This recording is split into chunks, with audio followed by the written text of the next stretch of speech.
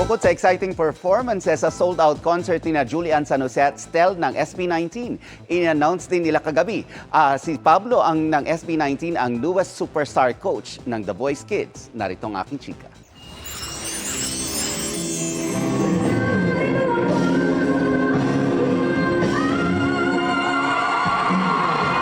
Opening number pa lang ng Julie X Stel ang ating tinig concert kagabi. Next na ni Julian San Jose ang kanyang birit skills na tinapatan din ni SB19 Stel.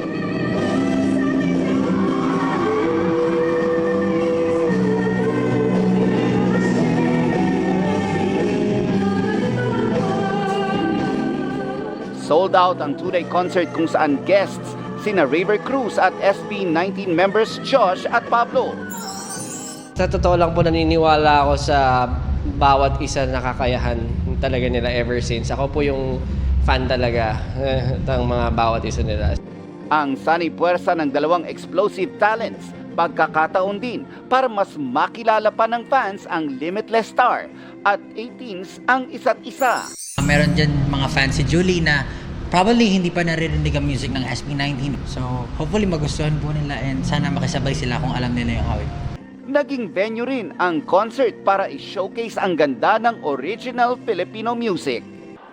Kaya't hindi na nakapagtataka na hindi lang mga Gen Z at Millennials ang naka-appreciate ng show. Parehas silang magaling kumanta, magkaiba sila ng type ng songs at saka ng style.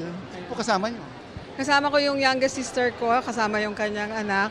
And then ito aking niece. Sobrang gagaling ng mga batang ito.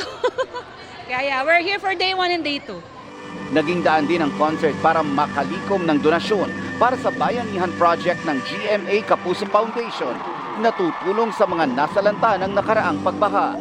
Sa concert din ni-reveal ang isa pang makakasama ni na Julie, Stel at Billy Crawford bilang coach sa The Voice Kids. We are proud to officially introduce the newest coach of The Voice Kids, Pablo!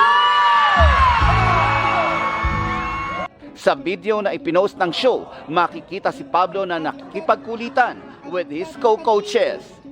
Sabi ni Pablo sa interview ng GMAnetwork.com, happy siya na makakapag-share siya ng knowledge lalo na sa mga bata as a coach ng The Voice Kids.